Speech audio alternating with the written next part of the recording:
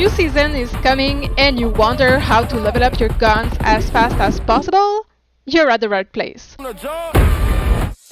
Of course, you can play in multiplayer mode, but certain guns are available in Warzone only, and some of you just doesn't have Modern Warfare.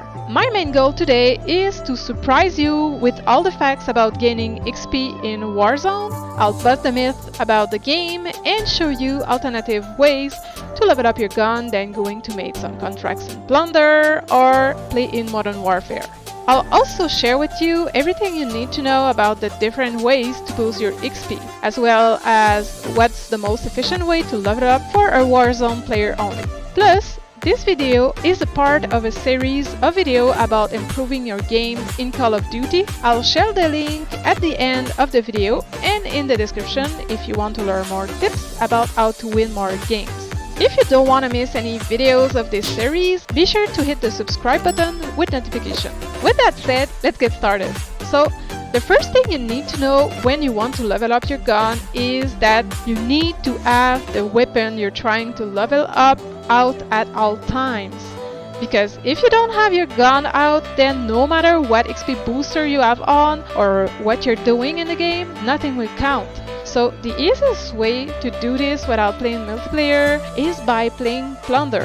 Otherwise, you're going to be wasting your time every game trying to get a loadout in Warzone. It's important to know that there are three different kinds of XP: Battle XP, Rank XP, and Weapon XP. Battle Pass XP unlock many gems like cards, tokens, emblems, charms, skins, and even bullseye.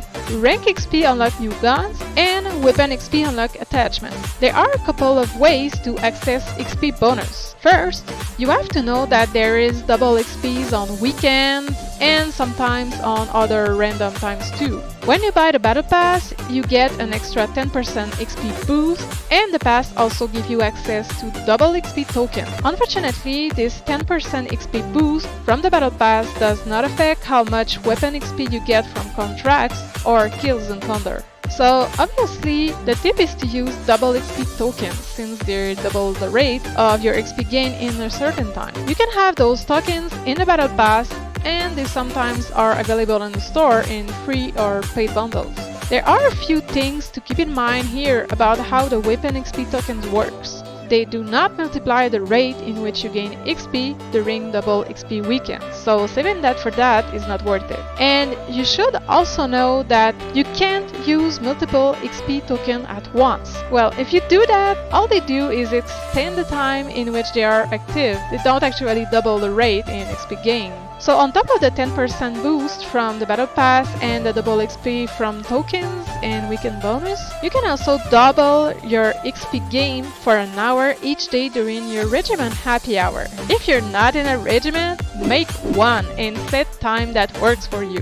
Did you also know that when your happy hour is finished, you can also switch regiment for a different happy hour time to extend your boost? So let's say you play every night from 6 PM to 9 PM. You can join 3 different regiments with happy hours from 6 to 7, then 7 to 8, and then 8 to 9 to enjoy happy hour all along. When you're the regiment owner, you can also change your happy hour time, but then it will be locked for 24 hours, so that's not a good tactic in the long term. The game also allows you to complete challenges like missions and daily or mastery challenges, but they don't give specific XP to level up your guns, so I won't extend on this subject today. These are the most practical ways to boost your XP. I'm now going to share with you the most efficient way to get XP and bust some myth about leveling up in Plunder. First off, get as much skills possible in the pre-game lobby while using XP boosters. There are actually 2 ways of getting the most XP in Plunder.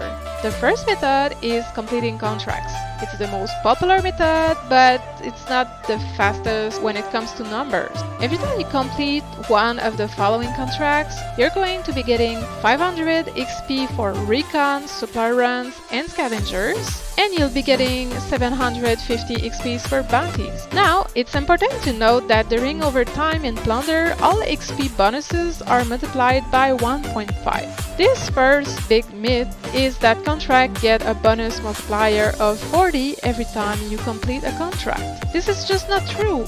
Well, It's true in the Battle Royale, but like I said earlier, it's not very efficient to play this mode because you need to get a loadout before getting your gun and starting to level it up.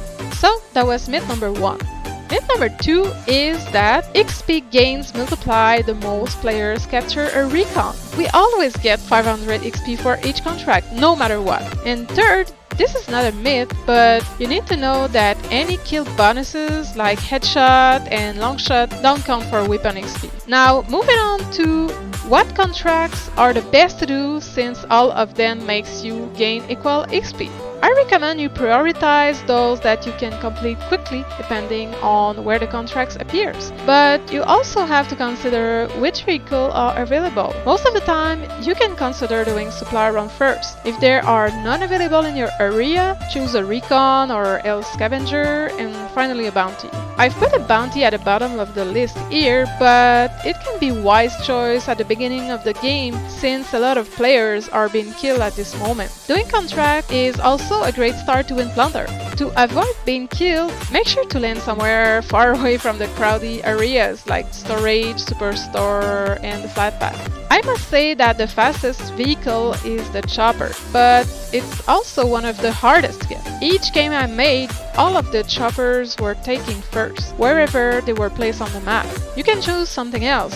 Anyway, any vehicle is good enough. Now, what I have to share next is pretty surprising to me.